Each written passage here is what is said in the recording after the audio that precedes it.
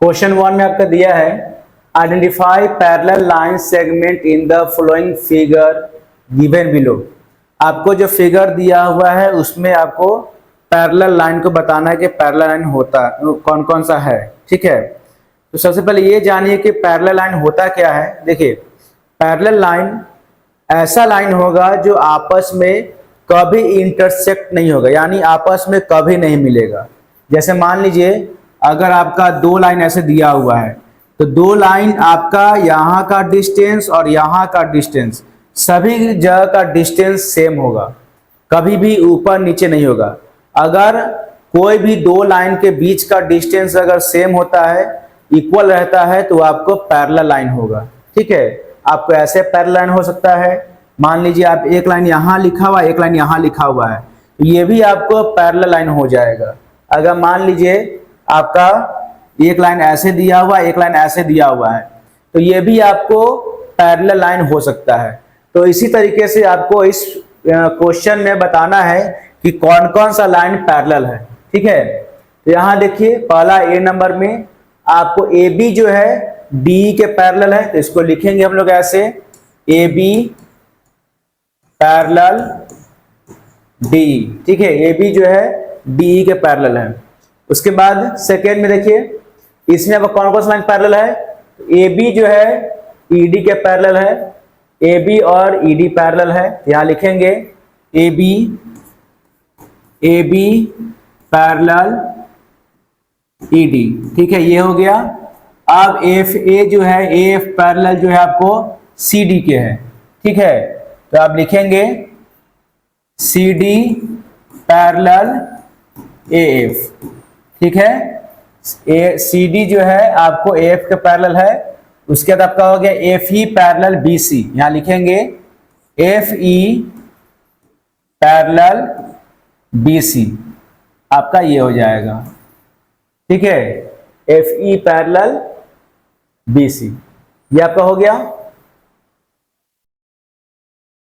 अब देखिए क्वेश्चन सी में इसमें कौन कौन सा लाइन पैरेलल है। तो आपको जी एफ जो है बी सी के पैरेलल है, सी डी जो है डी जो है फिर आपका बी सी के पैरेलल है, ये जो है इसके पैरेलल है, और ये लाइन आपको इसके पैरेलल है, ये लाइन जो है आपको फिर इसके पैरेलल है। तो इसके अकॉर्डिंग हम लोग सारा लाइन को लिखेंगे।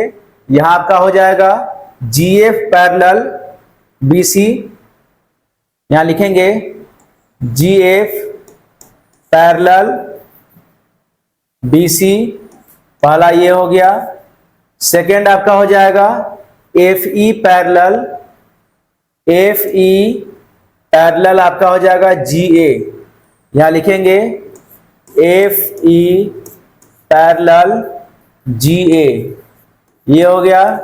थर्ड देखते हैं, थर्ड आपका हो गया ई डी पैरेलल, यानी ई डी पैरेलल आपका हो जाएगा बी सी। यहां लिखेंगे E D parallel B C. ठीक है, उसके बाद आपका हो जाएगा डी सी। डी सी जो है आपको जी ए के पैरेलल है यहां। ठीक है, तो डी सी पैरेलल जी ए लिखेंगे डी सी पैरेलल जी ए। ओके, अब देखते हैं पैरेलल और कौन सा बच रहा है। ईडी और ईडी जो है आपको जीएफ के पैरेलल है, तो लिखेंगे ईडी पैरेलल जीएफ। ठीक है, आपको टोटल कितना हो गया 1 2 3 4 5, आपका टोटल 5 पेयर हो गया। पहला हो गया आपको जीएफ पैरेलल बीसी, दूसरा हो गया एफ ई पैरेलल जीए, तीसरा हो गया ईडी पैरेलल बीसी, और चौथा हो गया डीसी पैरेलल जीए, और पांचवा हो गया ईडी पैरेलल जीएफ। तो आपको ये टोटल 5 पैरेलल लाइन इसमें दिया हुआ है। ओके, अब देखिए अब डी नंबर में पैरेलल कौन कौन सा है। तो हम लोग इसको और इसको देखेंगे, इसको और इसको देखेंगे। ठीक है, इसके अकॉर्डिंग देखेंगे यहाँ पे ईएफ जो है ईएफ पैरेलल बीसी या सीबी। बीसी लिखिए, ये हो गया पहला। दूसरा हो जाएगा एफ डी पैरेलल ए सी, ये लिखेंगे एफ डी पैरेलल ए सी, ये हो गया। अब देखते हैं अगला कौन सा होगा। अगला हो जाएगा ED parallel A B, ED parallel A B, यहां लिखेंगे ईडी पैरेलल ए बी। इस तरीके से आपका पैरेलल लाइन को लिखना है यहां पे। ओके, उसके बाद देखिए अगले क्वेश्चन में, क्वेश्चन 2 नंबर है, give 3 examples of parallel line from A environment. अपने इन्वायरमेंट से 3 एग्जांपल लिखना है पैरेलल लाइंस का। ठीक है, तो आपका हो जाएगा पहला रेलवे ट्रैक, रेलवे ट्रैक हो जाएगा। उसके बाद सेकेंड आप लिख दीजिए ब्लैक बोर्ड, ब्लैक बोर्ड हो जाएगा। पिक्चर फ्रेम कर दीजिए, पिक्चर स्क्वायर पिक्चर फ्रेम कर दीजिए, square picture frame, picture frame. ठीक है, ये आपको अपने मन से कोई भी 3 पैरेलल लाइंस का एग्जांपल लिख देना है। ठीक है, अब लिखा है are the following pairs of lines parallel, if not Y.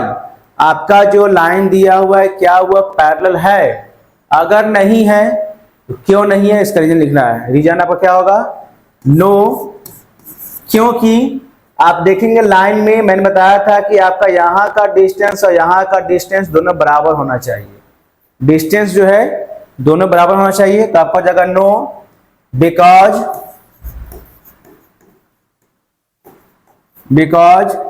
The perpendicular distance, because the perpendicular distance